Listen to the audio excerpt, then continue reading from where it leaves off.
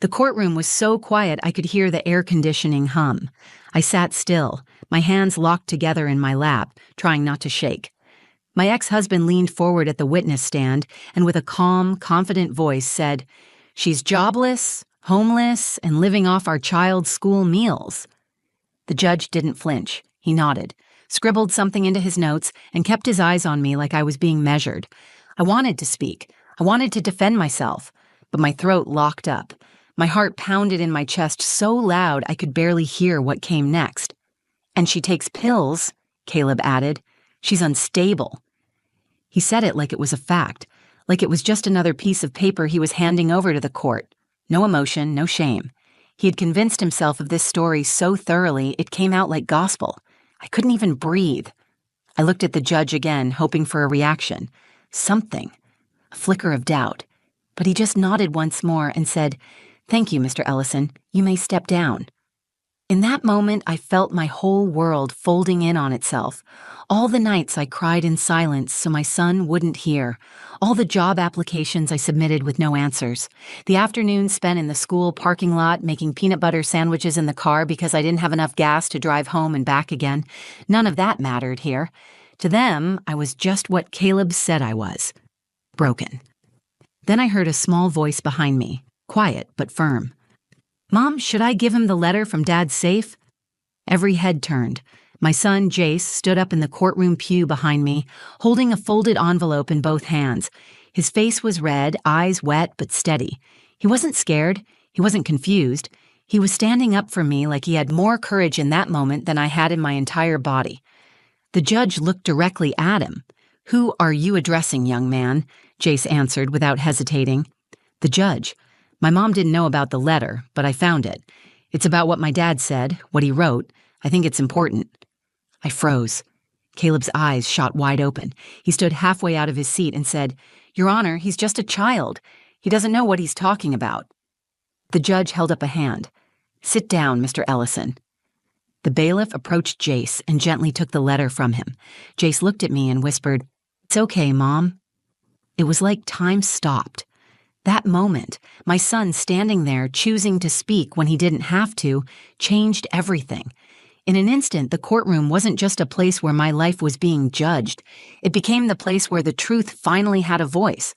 Before the judge even opened the envelope, I knew something had shifted. I didn't know what was inside. I didn't know what Caleb had written or what my son had found. But I knew this. Jace believed it mattered, and that meant something was finally about to change. 3 months before that courtroom, I was standing in my sister's laundry room, crying quietly into a pile of towels. Jace was watching cartoons in the living room, his backpack still on, homework untouched. I didn't want him to hear me fall apart again. That morning, I'd been rejected for the 6th job in a row. I had a master's degree, 5 years teaching experience, and not a single offer. One school told me they weren't sure I could handle the pressure. After seeing my medical leave history, I had taken 3 months off after the divorce to treat my anxiety. My doctor had prescribed medication and therapy, and for the first time in years, I was actually starting to feel like myself again. But once Caleb got wind of it, he turned my recovery into his weapon. The next day, I opened the mail and found a motion for full custody, filed by Caleb's lawyer. He had listed my unemployment, my temporary living situation with Talia, and my mental health treatment as evidence that I was an unfit parent. I dropped the envelope and just stared at it on the floor. Talia walked in and picked it up before I could even move. "What the hell is this?" she asked, flipping through the pages. I just looked at her. "He's trying to take Jace away from me." Talia didn't flinch. "Then we fight. We get a lawyer. We figure this out." But I didn't have money for a lawyer. Caleb knew that. He'd stopped paying child support 2 months earlier, claiming he needed time to adjust his finances. I tried calling, texting, even begging him to send something to help with groceries. He never responded. Jace never complained, though. He'd sit with me at the kitchen table while I scrolled through job boards and say things like, "It's okay, Mom, we're together. That's what matters." He had a way of saying it that made it sound like a promise. Like even if everything else fell apart, he'd stay standing next to me. At school, he was doing well. His teachers said he was quiet but focused. He always remembered to grab his free lunch ticket. He'd even bring home extra fruit or snacks and say, I thought you might want this, Mom. One night, he slipped a granola bar into my purse before I went to a job interview. I found it in the bathroom while I was washing my hands. I stood there looking at it, realizing my 8-year-old was trying to take care of me. I kept telling myself that the court would see the truth, that I was doing the best I could, that I wasn't perfect, but I was showing up every day. And not once had I put Jace in danger. Not once had I missed a parent-teacher conference or a bedtime story. But the court doesn't see bedtime stories. The day we went in for the first custody hearing, Caleb showed up in a tailored Navy suit. His lawyer was a woman named Meredith Greer, sharp, polished, and cool. I felt like I was walking into a boardroom, not a courtroom. I wore a borrowed blazer and clutched a folder with receipts, job applications, school reports, and a note from my therapist stating that I was stable and actively managing my health. I thought that would be enough. I thought facts would matter. That morning, in the hallway outside the courtroom, Jace reached for my hand and said, "You're brave, Mom, even when you're scared." Talia had driven us. She gave me a hug at the courthouse steps, whispered, "Don't let him shake you," and then turned to Jace. "Look after your mom, buddy." He nodded, completely serious, like he knew this wasn't just about legal papers. This was about whether the world believed I was a good enough mother to deserve my child. Inside that courtroom, I sat across from a man who once swore he'd protect me. Now he was here to bury me in lies. But I held on to one thing, Jace. He was still mine, still next to me. And even if no one else believed in me, he did. I didn't know how far Caleb was willing to go. I didn't know what he would say or do. But I knew this. I wasn't going to give up. I just had no idea how bad it was about to get. The courtroom felt cold. Not physically, but in the way people looked at me. The way they looked through me, like I was just another failed mother trying to make excuses. I sat across from Caleb, and he didn't even glance at me. He sat with his lawyer, Meredith Greer, flipping through a binder like this was a business transaction. I guess to him, it was. The judge, a gray-haired man named Judge Moreno, entered the room and adjusted his glasses. He looked like someone who had seen it all and stopped being surprised by anything. We stood. We sat. And then it began. Meredith rose first. She greeted the court with smooth professionalism, then launched directly into the narrative they'd built. "Your Honor, we're here today because Mr. Ellison has deep concerns for the well-being of his son, Jace. The child's mother, Ms. Maya Ellison, is currently unemployed, living in unstable housing, and unable to provide basic needs without relying on public school meal programs." I gripped the edge of the table. No one mentioned why I was unemployed. No one cared that I was in recovery from a mental health breakdown that Caleb had helped cause. All that mattered here was the image he painted. Meredith continued. "Furthermore, Ms. Ellison has a documented history of anxiety and has recently been prescribed mood stabilizers. While we respect mental health care, we believe that her current state is not conducive to full-time parenting of an 8-year-old child." She paused for effect, then added, "Mr. Ellison is fully employed, financially stable, and has a permanent residence with accommodations for Jace." The judge looked at me. "Ms. Ellison, do you dispute any of these facts?" I opened my folder, my hands shaking. "I'm not disputing that I'm between jobs, Your Honor, but I've applied to over 100 positions. I have teaching credentials, I'm not refusing to work, and I'm not unstable. I'm being treated by a licensed professional who confirms I'm healthy and fully capable of parenting." The judge nodded, but said nothing. I couldn't read him. Then Caleb stood. His voice was calm, practiced. "Your Honor, I want to make it clear that this is not about hurting Maya. I just want what's best for our son. She's trying, I know that.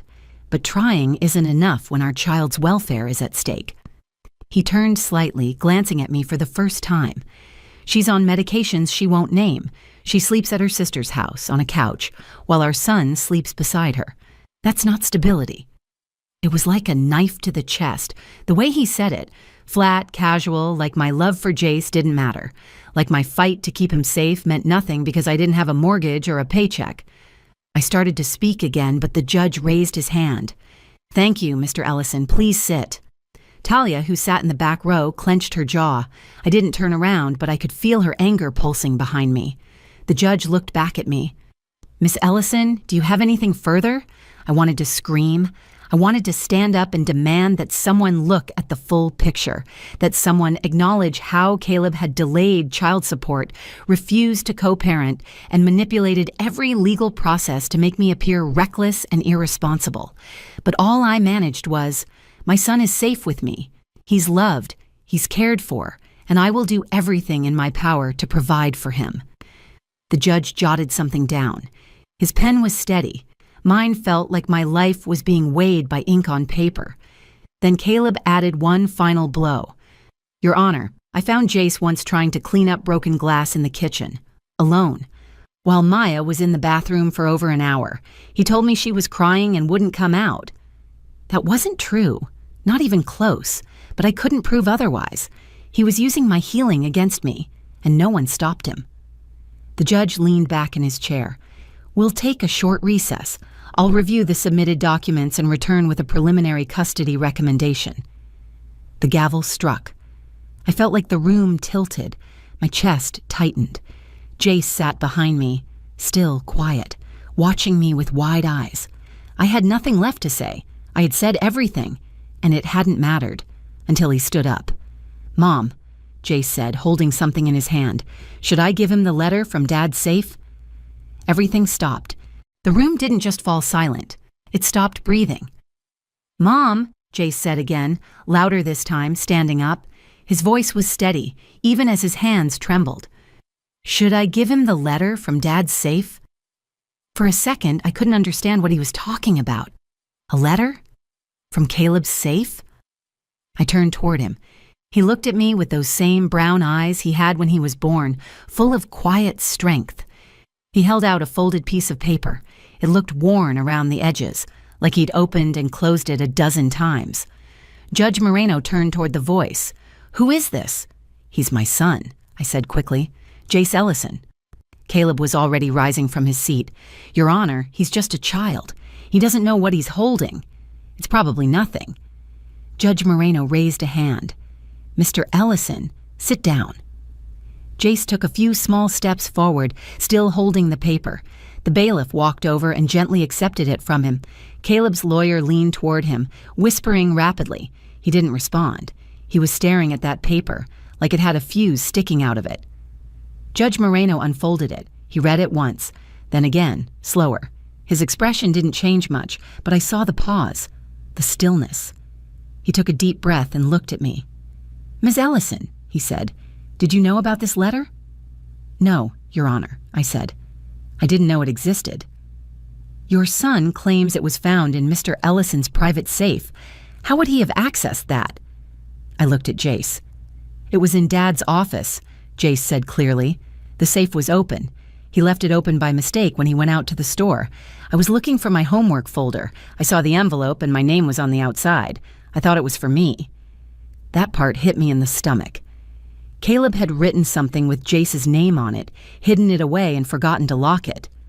Judge Moreno turned back to the letter and tapped it gently against the bench. This appears to be a handwritten note signed by Mr. Ellison, in which he discusses using the custody process strategically to avoid paying full child support. He refers to Ms. Ellison as easy to discredit due to her mental health history, and mentions creating a narrative that portrays her as emotionally unstable to strengthen his legal standing. Caleb shifted in his seat, his jaw tightening. Meredith leaned into him again, whispering something urgent. Mr. Ellison, the judge said, is this your handwriting? Caleb didn't answer. The judge repeated the question. He finally nodded. Yes, but it was never meant to be seen. I wrote it in frustration. It's not a formal statement. I understand, Judge Moreno said, but it is a documented admission of intent, and intent matters. This court does not tolerate manipulative conduct, especially when a child's well-being is at stake. Caleb opened his mouth to argue, but the judge continued. I'm placing this letter into the official record. We will adjourn for a brief recess while I assess its implications. The gavel struck again, but this time it didn't land like a hammer. It landed like the sound of something breaking open. I turned around to face Jace. He looked unsure, like maybe he had done something wrong. I knelt beside him and cupped his face in my hands. Where did you find it? I asked gently. "In the back of the drawer," he said. "I didn't think it was bad. I just thought it might help." "You did the right thing," I said, hugging him tightly. "You were brave." Talia came over and crouched beside us. She whispered, "Whatever's in that letter, it's got them rattled. That judge just changed. You saw it." I nodded, but I still felt like I was floating. After being beaten down for weeks, I wasn't used to something tipping in my favor. I was still waiting for the floor to fall out, but not Jace. He stood there, one hand in mine, the other clenched into a small fist by his side, like he had just protected the only thing that mattered in the world. He wasn't just my son. He was the reason I hadn't given up. And now, somehow, he had become the voice I didn't know I needed. As the judge stepped into his chambers, I realized something. We weren't finished, but for the first time, I wasn't walking into the next moment alone. My son had just put the truth into motion, and there was no stopping it now. The judge returned to the bench 20 minutes later. He looked different now, more alert, less neutral. He held the letter in his hand as if its weight had changed the gravity in the room. We all rose as he entered. The tension in the courtroom had shifted, and not just for me. Caleb looked visibly uneasy. He kept glancing at Meredith, who avoided his eye. I watched him roll his shoulders, pull at his cuffs, crack his knuckles. For a man who had walked into this room with total confidence, he now looked like he wanted to disappear. "Be seated," Judge Moreno said. We sat. "I have reviewed the letter submitted by the minor child, Jace Ellison. Its authenticity has not been disputed. It is signed by Mr. Caleb Ellison, dated 6 weeks prior to today's hearing, and contains troubling language regarding the use of the court to manipulate custody decisions for financial advantage." He looked directly at Caleb. "Mr. Ellison, this court considers any attempt to weaponize legal proceedings, particularly those involving the welfare of a child, as not only unethical, but dangerous. Your letter describes a deliberate effort to discredit the child's mother using personal medical history and financial instability as leverage. That is not advocacy. That is coercion." Caleb started to speak, but the judge didn't let him. "I have also reviewed statements made earlier in this hearing. The language used by Mr. Ellison and his counsel was framed to portray Ms. Ellison as incapable, despite a lack of substantive evidence indicating neglect or endangerment. In contrast, Ms. Ellison has provided documentation showing consistent caregiving, school involvement, and therapeutic compliance." I felt tears rising, but I held them back. I wasn't going to cry now. Not when the truth was finally being spoken out loud. "Furthermore," Judge Moreno continued, "this court acknowledges the courage demonstrated by the minor child in bringing forward evidence. While it is not this court's preference to involve children directly, in this case, his action was pivotal in uncovering misconduct." Then he turned to me. "Miss Ellison, I commend your restraint and perseverance. You have been placed under immense pressure, both emotionally and financially, and have continued to act in your child's best interest. The court recognizes that strength." I closed my eyes for a second. Just 1 second, enough to let that moment land. Then the judge turned back to Caleb.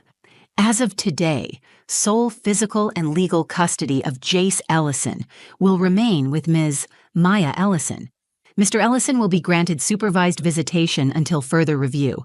In addition, this court is referring your actions to family services and recommending an investigation into potential fraud, particularly regarding the manipulation of child support obligations." Caleb leaned forward, his voice sharp and defensive. "You can't be serious. That letter wasn't meant for anyone. I never acted on anything in it." Judge Moreno didn't flinch. "You committed perjury by omission. You misled the court under oath, Mr. Ellison. That letter may not have been intended for public view, but its existence and content speak to your character and intent. You are not the victim here." Meredith said nothing. She gathered her papers and stared straight ahead. The gavel came down, final and loud. "This hearing is adjourned." The room moved in slow motion. Talia exhaled hard behind me. The bailiff stepped toward Caleb, speaking quietly to him. I turned to Jace, who had been sitting quietly, clutching a small action figure in his hands. He looked up at me. "Is it over?" he asked. I knelt beside him and brushed a hand through his hair. "It's better," I said. "It's better now." We walked out of that courtroom together. I held his hand all the way down the hallway. Outside, the sun was warm, the air smelled like spring, and for the first time in months, I didn't feel like I was failing. Caleb didn't follow us. He stayed inside, surrounded by lawyers and consequences. That moment, walking away, not as someone defeated, but as someone who survived, felt like a beginning, a chance to start again, on my terms. Jace squeezed my hand. "Can we get pancakes?" he asked. I smiled.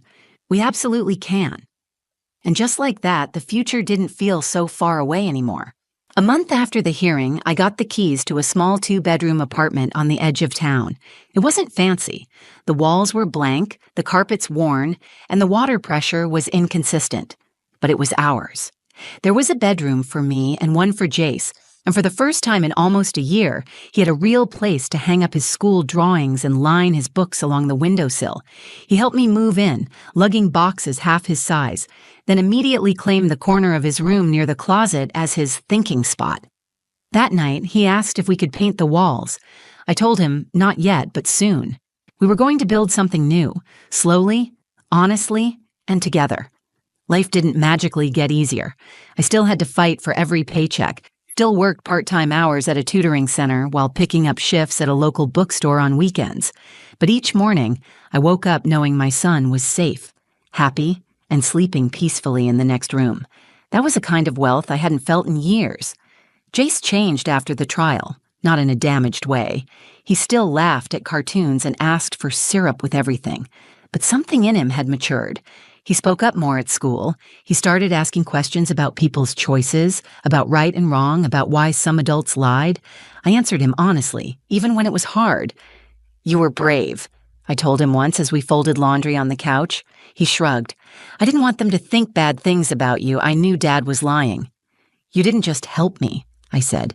"You saved us." He didn't say anything after that, but he leaned into me and stayed there a long time. Caleb tried to appeal the judge's decision once, but it was denied. He still saw Jace once a week for 2 hours under supervision, but the power he had over my life was gone. He couldn't call and threaten to take custody. He couldn't cancel child support without consequence. He couldn't use my past as a weapon anymore. In the weeks that followed, I started sleeping through the night again. I stopped jumping every time the phone rang. I let go of the fear that I'd lose everything without warning. The court had given me custody, but Jace had given me back my voice. There was a time when I believed no one would ever see the truth. I thought all people saw was a woman who'd fallen apart. They didn't see how hard I fought to keep going, how much I loved my son. Deeply, I believed he deserved better than to be used as a pawn in someone else's game. What I learned is this. Sometimes the strongest person in the room is the one no one expects. Sometimes it's an 8-year-old boy holding a folded letter with both hands, standing in front of a courtroom full of adults and telling the truth. And sometimes the most important moment of your life doesn't come with warning. It walks in quietly through the voice of your child and turns the entire story around. People think survival is about strength, but it's not. It's about truth. It's about believing, even when everything says you're losing, that what you know in your heart still matters, that love is louder than lies, that your child's faith in you is reason enough to keep standing. I was once jobless, homeless, and called unstable in front of a judge, but I was also a mother, a fighter, and someone who refused to let the worst moment define the rest of my life.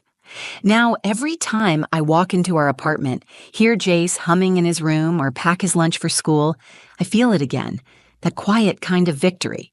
Not the loud kind you shout about, the kind you live in every single day.